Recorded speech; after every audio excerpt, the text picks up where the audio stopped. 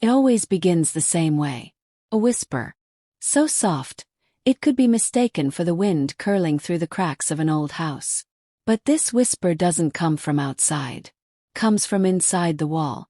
The house stood at the edge of Merrow Street, worn and forgotten, draped in ivy and shadows. For years no one lived there and no one dared to try. Children crossed the road rather than walk past it. They said the house breathed. At night you could hear it exhale. When Martha and her daughter Eliza moved in, they weren't locals. They didn't know the stories. Martha had bought the house cheaply at auction after her husband's passing, needing a change, something new. A fresh start for her and her 9-year-old daughter. But what they got was something ancient and waiting. It began the first night. Eliza had been exploring her room, pressing her little palms against the faded wallpaper patterned with roses that had long since lost their color. She was tracing a line when she suddenly paused. She leaned in. Her ear touched the wall. "Mama," she whispered that evening, her voice unsure. "There's someone talking in the wall." Martha had just unpacked the last box. "It's probably the pipes, sweetheart. Or maybe rats. These old houses creak and groan. Try not to worry." But Eliza didn't sleep. She sat upright, staring at the wall until the morning light poured through the curtains. The whisper came again. This time louder. "Come play." Over the next few days, Martha began to notice small changes in her daughter. Her eyes, usually bright, were shadowed with unease. She spoke less, often distracted, and sometimes paused mid-sentence to look at the wall as if listening. One night, Martha was stirred by a faint sound. First it was like humming. Then words, soft and drawn out, slithered through the silence. She rose from bed and followed the sound to Eliza's room. The door was ajar. Inside, Eliza sat cross-legged on the floor, her hands on the wall, whispering back. "Eliza?" Martha asked, her voice tight. Her daughter turned slowly, her face pale and her eyes wide, like she'd just come back from somewhere far away. "She says she used to live here. She's still here." Martha shivered. "Who?" Eliza blinked. "The girl in the wall." That night Martha didn't sleep. She sat on the couch, her eyes on the walls of the living room. The house was too still. The air felt thick, like it was watching her, listening. The next day, she decided to inspect Eliza's room more closely. She tapped along the wall where Eliza claimed the voice came from. One section near the corner sounded hollow. She pressed harder. There was a shift, a groan. Then she saw it, a faint outline, hidden beneath layers of wallpaper. A narrow vertical panel. It took her nearly an hour to peel away the old covering. Behind it, she found a wooden panel with an old rusted latch. It was small, too small to be a proper door. Her hand trembled as she reached for the latch. With a creak like a dying breath, it opened.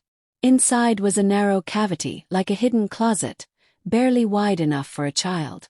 Dust fell like snow as the space revealed itself. And there, resting on the wooden floor, was a small porcelain doll. Its dress was faded blue, and one of its eyes was missing. The other seemed to glare at Martha with a knowing gaze. She stepped back, her heart racing. The cavity reeked of old decay and mold, but beneath that, something else. Something like rot. When Martha showed Eliza, her daughter's reaction chilled her to the bone. "She's back," Eliza said, smiling faintly. "She missed me." That evening, Martha hid the doll in the attic. She didn't want to throw it away. It felt wrong somehow, like the doll wouldn't let her. But keeping it close felt even worse. She nailed the cavity shut and told Eliza it was gone. But that night the whisper came again. Louder. "Don't lie to me." Martha froze in bed. She couldn't tell if it was real or a dream, but the voice felt too near, like it was right against her skin. The walls pulsed in the moonlight. Then she heard the floor creak. Soft, deliberate footsteps. Something was moving toward her room. She leapt from the bed and swung the door open. Eliza stood in the hallway, her eyes empty. Her mouth opened. "She's angry. You shouldn't have lied." The next morning, Martha called a contractor. She wanted to have the walls inspected, convinced there had to be some logical explanation. Maybe a draft, a broken pipe, a rodent infestation. Anything but what she feared. The contractor arrived that afternoon. An older man named Harris with a blunt demeanor and sharp eyes. He examined the space carefully. When he reached the sealed panel, his expression changed. "I've seen this before," he muttered. "Back in my early days, when I worked on an old estate outside of Ash Grove. Same kind of hidden chamber. There's a name for these. They used to call them listening closets. Parents used to punish kids by locking them inside for days. Some of those kids, well, some didn't come out right." Martha felt her blood go cold. What happened to them? He didn't answer. Just shook his head.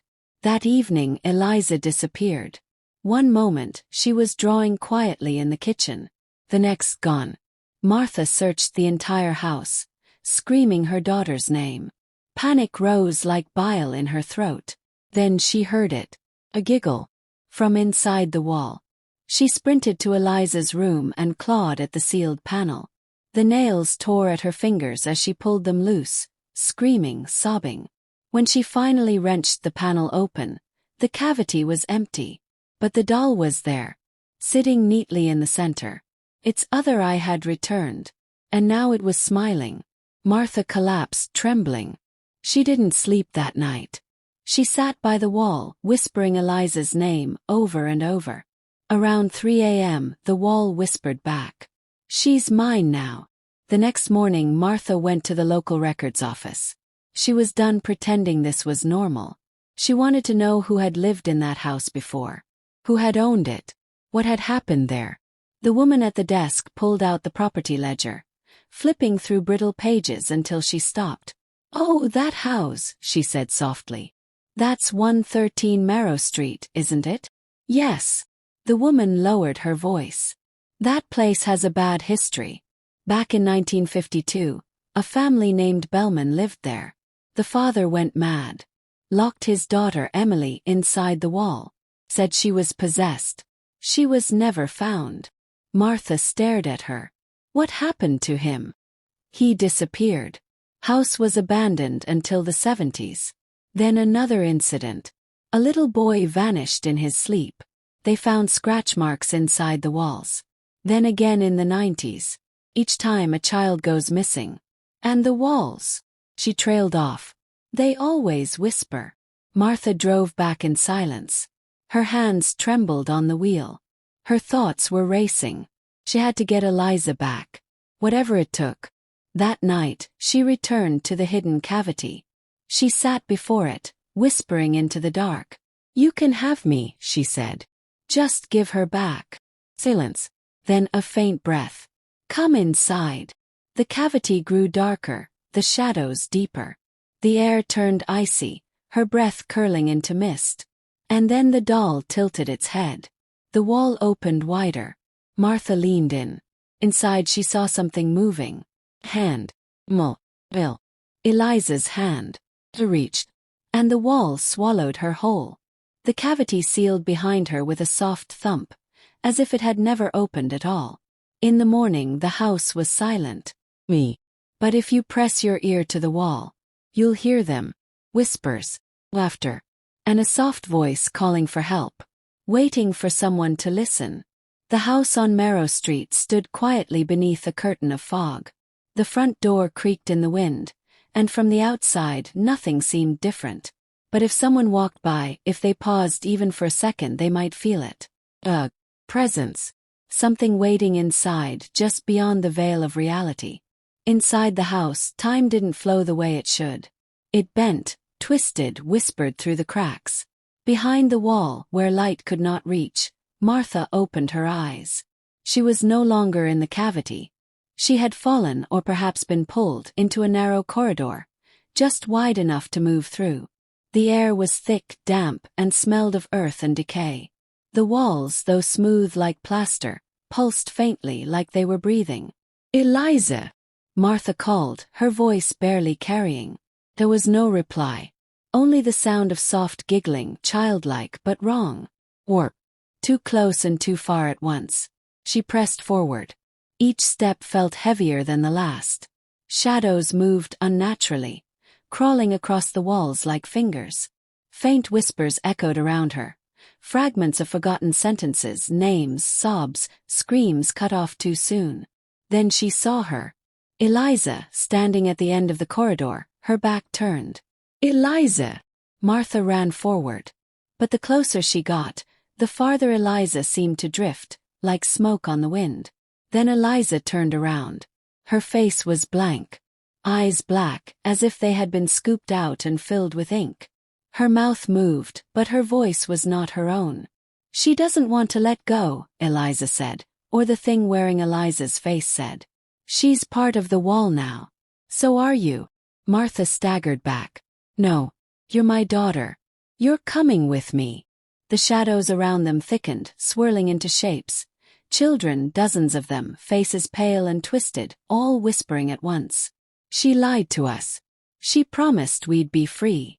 She watches us sleep. She told me to be quiet. She hurts when you don't listen." Their voices merged into a chilling chorus. Martha backed into the wall, her heart pounding like a war drum. She couldn't breathe. The air was too heavy. Then the corridor began to tremble. Cracks spidered through the walls, and the shadows shrieked. Suddenly, hands shot out from the walls. Small, broken hands grabbing at her dress, her arms, her throat. Martha screamed. But a voice, soft, familiar, cut through the chaos. "Mommy." Real. Fragile. Eliza. Not the creature. Not the wall. The real Eliza. Martha turned and saw her, crouched in a corner of the passage, pale and trembling, her hands over her ears. "Eliza!" she cried and pushed through the wall of shrieking children. She grabbed her daughter and held her close. "We have to go. Now." But there was no exit. No light. Only the endless corridor. And the eyes watching from within the walls. Then a voice, the one that had been whispering all along, rose above the rest. Cold, feminine, and filled with rage. "You don't get to leave. You promised me." Martha turned toward the sound. A figure emerged from the darkness. A girl, maybe 11 or 12, dressed in a torn blue dress. Her skin was cracked like porcelain, and where her heart should have been, there was only an empty hole. Her eyes bled black. "Emily," Martha whispered. The girl tilted her head. "He locked me in here, said I was evil, but I was just lonely. I wanted friends." "You hurt them," Martha said, clutching Eliza tighter.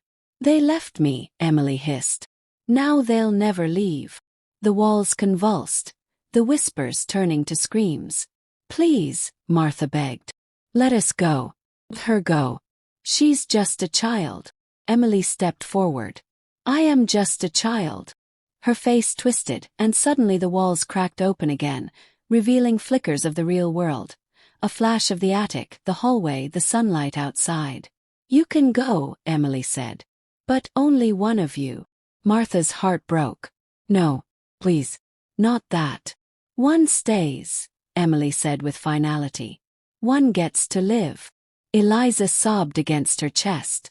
Martha kissed her forehead, her mind racing. The shadows pressed in, hungry, waiting for a choice. "I'll stay," Martha whispered. Emily's eyes flared. The shadows shrieked. "No," Eliza cried. "I don't want to leave without you." "You have to," Martha said softly. "You have to be free." Emily raised her hands. The floor split beneath them, revealing a pit of writhing darkness. "I accept," Martha said, stepping forward. Eliza clung to her. "I love you," Martha said, gently prying her daughter's fingers away. "Now run." With one last push, she sent Eliza into the light that opened above. The moment she disappeared, the shadows surged, wrapping around Martha like vines. She didn't fight. She closed her eyes. And the wall sealed shut.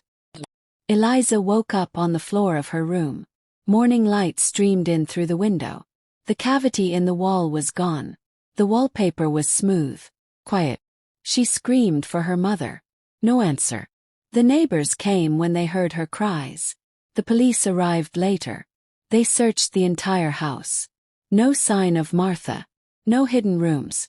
No broken walls. Nothing. Eliza was placed in foster care. The house on Merrow Street was sealed again, left to rot just like before. But Eliza never forgot. Years passed. She grew up quiet, distant. But she remembered. One day she returned to the house. It was abandoned still. She stepped inside. The air smelled the same. She walked to her old room, pressed her ear to the wall. Silence. And, "Mommy." She smiled through tears. "I'm here." And from deep within the wall, a whisper answered. "So am I."